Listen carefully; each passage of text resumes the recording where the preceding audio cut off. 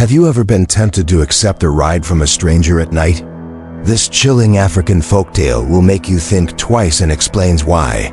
It's a story you'll never forget. Join me as we delve into the world of ancient wisdom and explore the dangers that lurk in the darkness. On the outskirts of a busy city, beneath the constant hum of traffic and flickering streetlights, stories still lived, whispers passed down from old generations about things that should not be trusted, no matter how harmless they seemed. In a small apartment, a group of friends sat around the glow of a television, scrolling through horror videos on their phones and laughing nervously at ghost stories from around the world. Among them was Ryan, a college student with a skeptical mind and a late-night shift to catch across town. As the clock struck midnight, one of his friends, Malik, spoke up suddenly. "You ever hear that one about the woman who offers rides to people at night? The one where no one ever makes it home?" The room went quiet. "That's just an urban legend," Ryan scoffed, grabbing his backpack. "Yeah, but it started here," Malik muttered, looking serious now. "People say she drives a black sedan, always shows up when someone's walking alone at night. They get in, and that's it. No one sees them again." Ryan shook his head with a grin and waved goodbye, stepping out into the city night filled with distant sirens and neon signs. But as he walked alone down the near-empty sidewalk, something about Malik's voice lingered in his mind. Urban legends were just stories, he told himself. Until they weren't. The streets were nearly empty. As Ryan walked past closed shops and dim alleys, the occasional flicker of a street lamp casting eerie shadows across the pavement. His earbuds played soft music, but even that couldn't drown out the subtle discomfort crawling up his spine. The city was never completely silent, yet tonight felt different, like the quiet before something happened. That's when the car pulled. Up beside him, a sleek black sedan with tinted windows and engine so quiet, it barely made a sound. The passenger window rolled down, revealing a woman with flawless features and a smile that felt like a warm breeze in winter. "Hey, it's late," she said smoothly, her voice calm and inviting. "Need a ride?" Ryan paused, startled by how perfectly timed her offer was. "I'm good," he replied, taking a cautious step back. "Come on, I'm headed that way. You'll be safer with me than walking alone." Her tone was gentle, but persistent. Ryan hesitated. There was something strangely comforting about her presence, and yet, something he couldn't quite place felt off. Still, he glanced down the dark street ahead and reluctantly opened the door. As he stepped inside, the door shut almost too quickly, and the car eased back into motion with unnatural smoothness. He didn't know it yet, but the city behind him had already started to disappear. Inside the car, the atmosphere was quiet, almost too quiet, like the city sounds had been sealed out completely. The woman drove effortlessly through intersections and empty lanes, occasionally glancing over with a calm expression.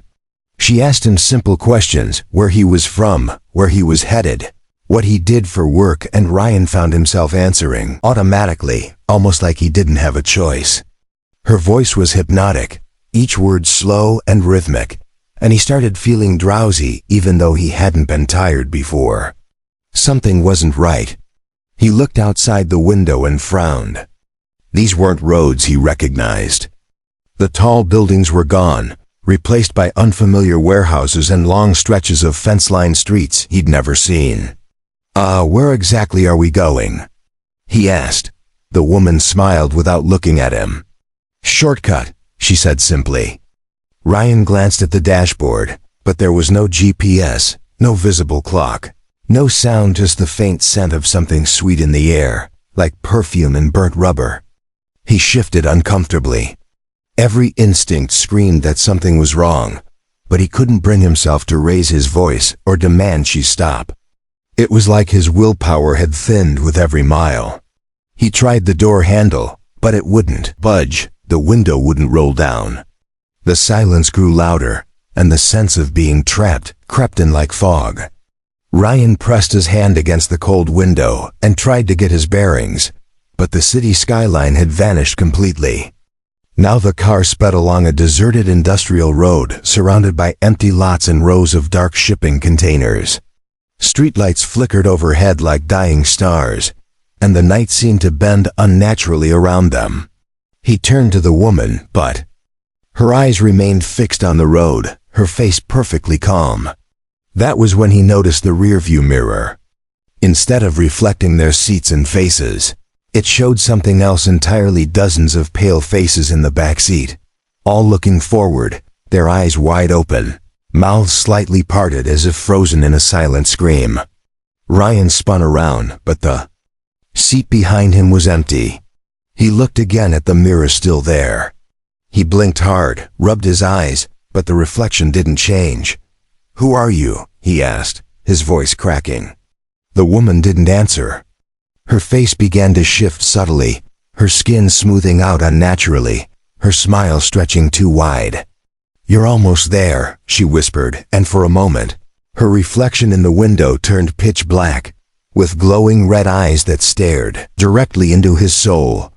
Ryan's heart pounded as the city vanished from his mind like a forgotten dream, replaced by a single chilling realization: he wasn't going home.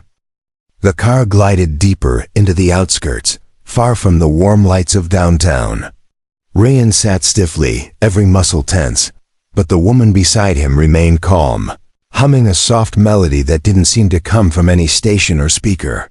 "Relax," she said, as if she could feel his growing fear. "I've been driving people home for a long time." Her words were oddly comforting, but her smile stayed frozen in a way that made him uneasy. Her hands gripped the wheel like she had no intention of letting go.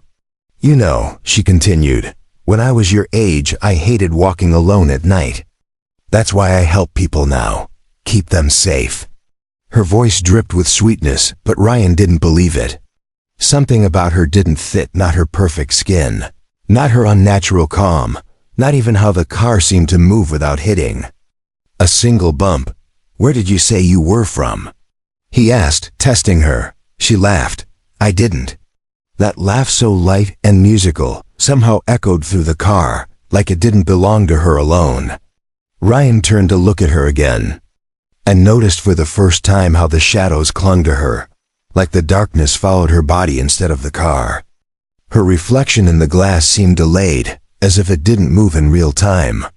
She wasn't human, or if she wasn't entirely anymore. And by the time he realized it, the city had already forgotten him. Ryan's phone had stopped working the moment he entered the car, but he tried again anyway, clutching it like a lifeline. The screen was black, no battery indicator, no signal, no time. Just his own reflection staring back at him with wide, terrified eyes. He turned to the dashboard, hoping for some kind of GPS, but there wasn't even a radio interface. The dashboard was smooth, seamless, like the car had no actual controls. "Where are we going?" he asked, voice louder now. "Home," she sighed, still smiling, "but I never told you my address." Her silence made his skin crawl. He looked out the window again, hoping to recognize at least one sign, one building, but the scenery was all wrong.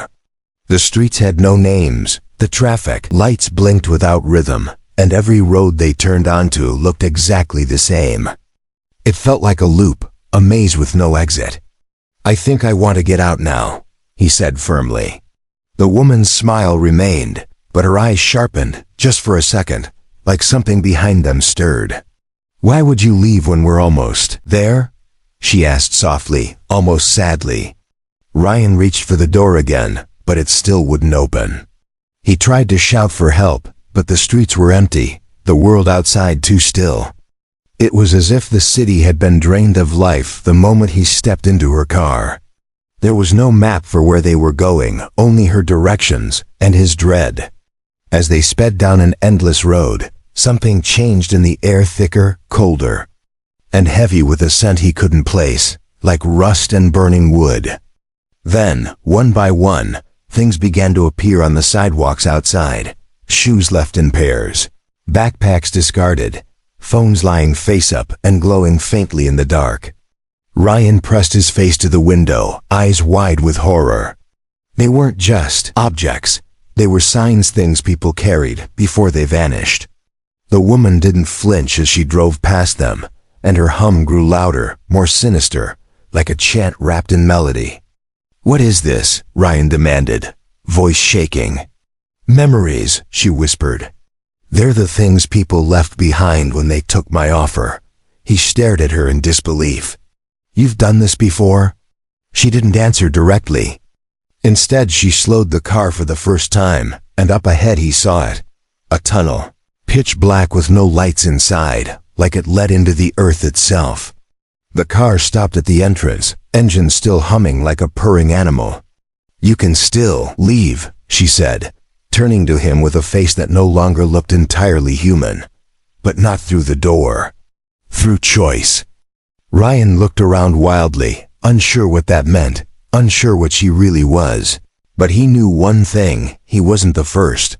And if he didn't act fast, he wouldn't be the last. The tunnel ahead seemed to breathe, its mouth wide and waiting. Ryan's chest tightened as the car inched forward, and the shadows from within stretched across the windshield like fingers reaching out. "You said I could leave," he said quietly, almost begging. "I did," the woman replied, her smile now gone. "But leaving isn't free." The air thickened with an invisible weight, pressing down on him like 1,000 unspoken regrets. "You were warned," she continued, her voice no longer kind but ancient, layered with tones that didn't belong in the world he knew. "They all are. But people never listen." Ryan remembered Nolik's voice, remembered every joke they made about ghost stories, and suddenly wished he had taken every word seriously. The woman extended a hand toward him, pale, long-fingered, cold as ice.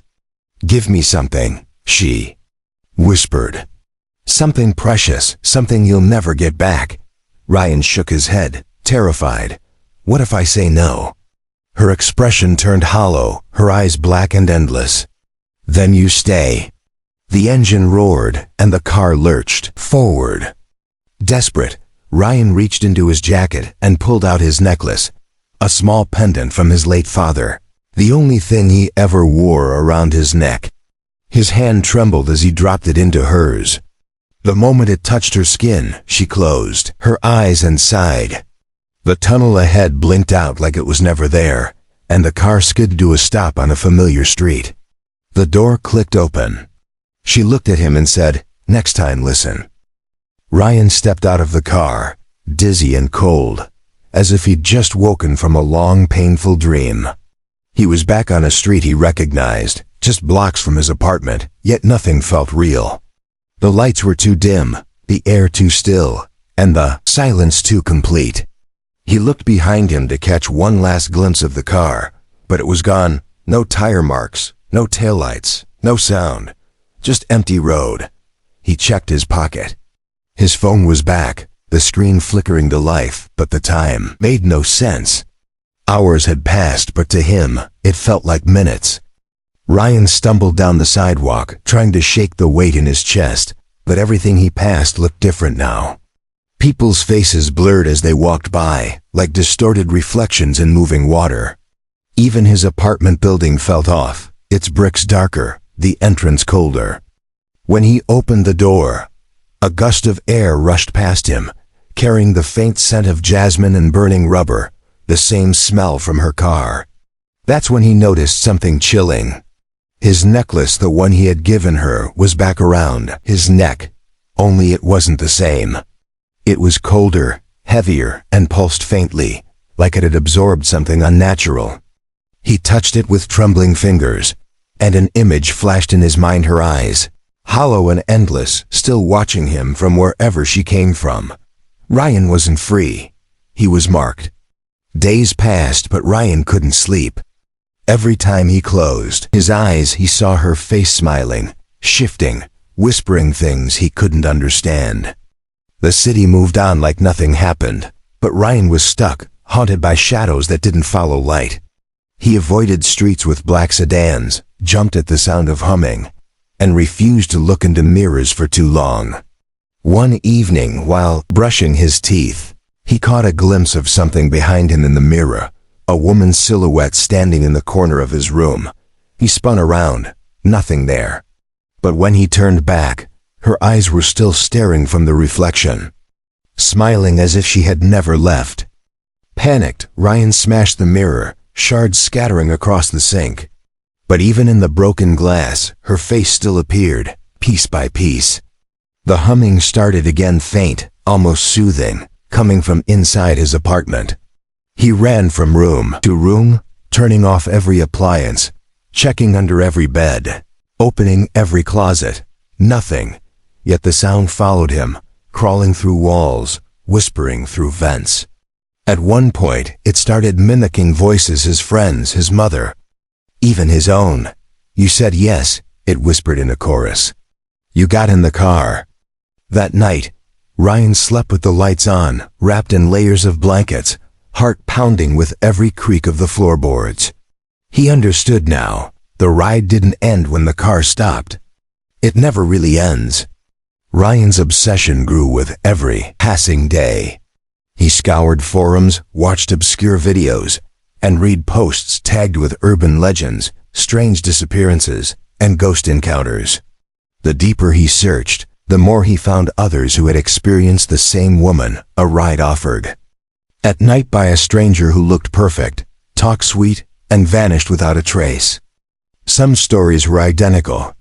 A black sedan, a soft voice, the smell of jasmine, the tunnel with no end. One post hit him like a punch to the chest. A photo. It was old and grainy, but he saw the face. Her face.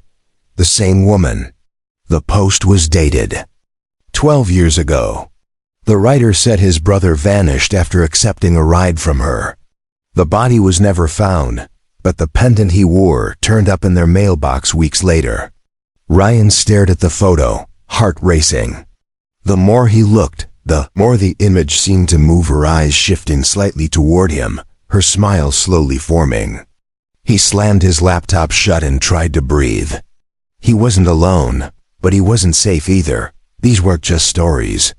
They were warnings, patterns, and he was now a part of them.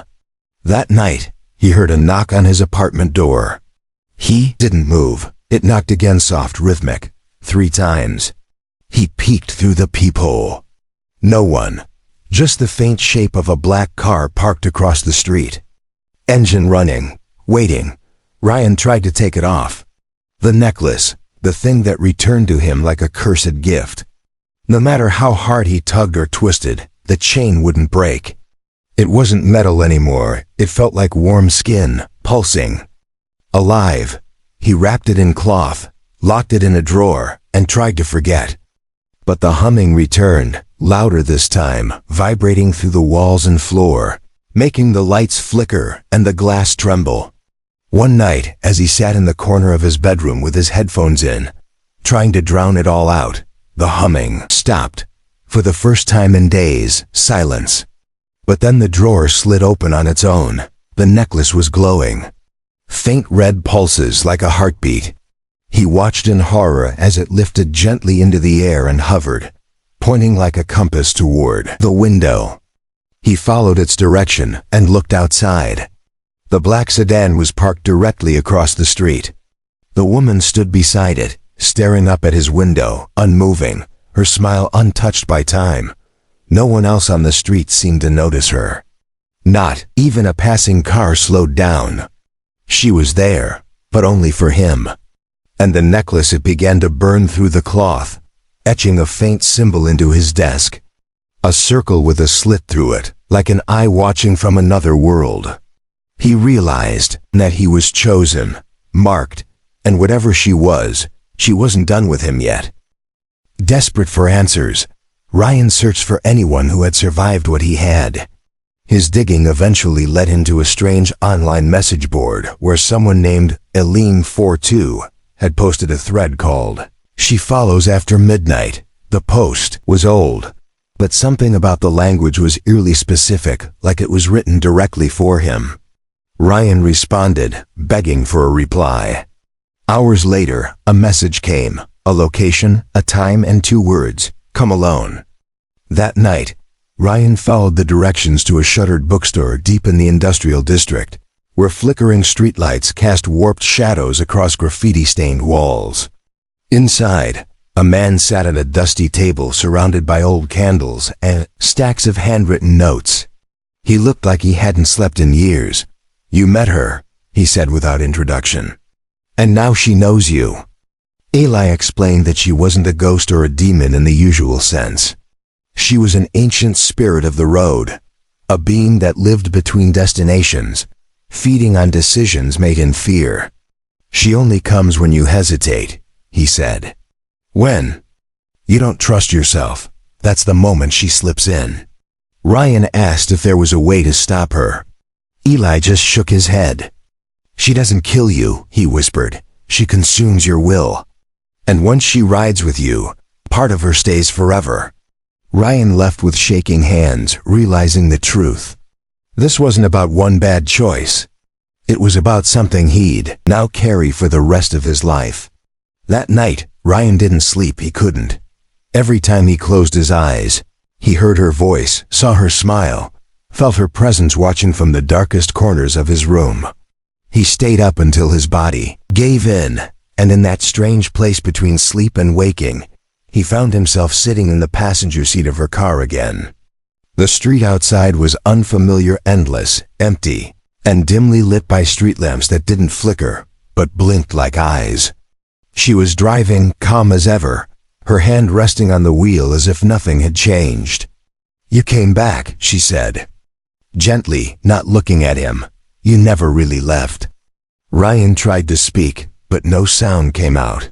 He looked down and saw the necklace pulsing again, but now it wasn't just glowing, it was feeding something into his chest, like it had roots. "Why me?" he finally managed to whisper. She smiled and glanced at him, eyes shimmering with darkness. "Because you doubted," she said. "You asked the wrong question at the wrong time." And I answered. The car began to slow as fog rolled in thick and fast, swallowing the road, the sky, everything but the inside of the vehicle. Ryan turned to the window but saw only himself, aged, hollow-eyed, and pale. He screamed, and the sound finally escaped, but it didn't echo in the car. It echoed inside him. When he woke up in his bed, drenched in sweat, the necklace was fused to his skin like a scar. Ryan couldn't keep running. Whatever was happening, it wasn't just haunting him, it was becoming him. The lines between reality and illusion blurred, and the world he thought he knew grew quieter by the day. One morning, he walked to the bathroom, still half asleep, and found the mirror missing from the wall. In its place was a dark, glassy surface, almost like water rippling gently. As he approached, the surface cleared to reveal a version of himself inside the car, slouched and vacant-eyed, wearing that cursed necklace as if it had always been there. Behind that version of him, she sat in the back seat, smiling softly. Reflection raised its head and looked at him directly. "You still think this is a dream?" it asked in his voice. Ryan stumbled back, but the mirror image stepped forward, pressing its hand against the inside of the surface. "It's a loop," it said. "Every ride becomes another. Every passenger becomes the next warning."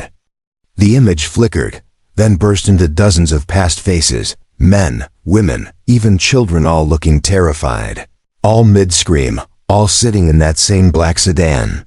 Ryan grabbed a shard of broken mirror from the sink and hurled it at the surface, shattering it instantly. But instead of glass, it cracked like ice and released a deep, haunting breath that fogged the entire room. When it cleared, the mirror was back to normal. Only now, behind his reflection, she stood smiling, closer than ever before. Ryan packed a bag and left his apartment that same night, unsure where he was going but certain he couldn't stay. The city no longer felt like home, it felt like a trap. At every red light, he saw a black sedan waiting across the intersection. On every corner, he caught glimpses of her shadow. It was as if she was no longer bound to the road, but tethered to his choices. He stayed in cheap hotels, switched SIM cards, left no digital trace, but it didn't matter. She wasn't following his signals, she was following him. The necklace burned hotter every time he neared another human being, like it was warning him to stay isolated. One day, while resting in a roadside diner, he heard a young guy joking with friends about hitchhiking home from a party. Something snapped in Ryan. He walked over, pale and trembling, and grabbed the boy's arm. "Don't," he whispered.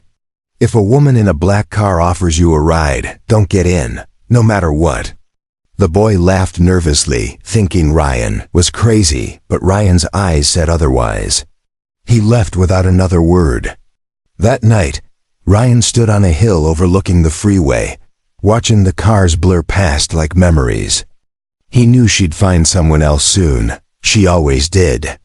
But maybe, just maybe, if he stayed alone, stayed off the road, the cycle would break. Or maybe he was already too far gone to matter. Months later, Ryan was a ghost of his former self, thin, silent, and withdrawn. He had stopped using his real name, taken to sleeping during the day, and spent his nights in motion, walking aimlessly through streets and alleyways with the caution of a hunted man. He avoided cars entirely, especially black ones, and never accepted rides, even from people he knew.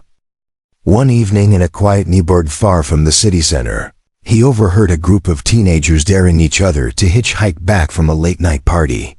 Something deep in his chest twisted, and he stepped forward without thinking. "Don't do it," he said softly, almost apologetically. "No matter how kind they seem, no matter how tired you are, never get in a car with someone you didn't call yourself." They laughed at first, but his voice carried weight, heavy, certain, haunted. "There's a woman who drives after midnight," he continued.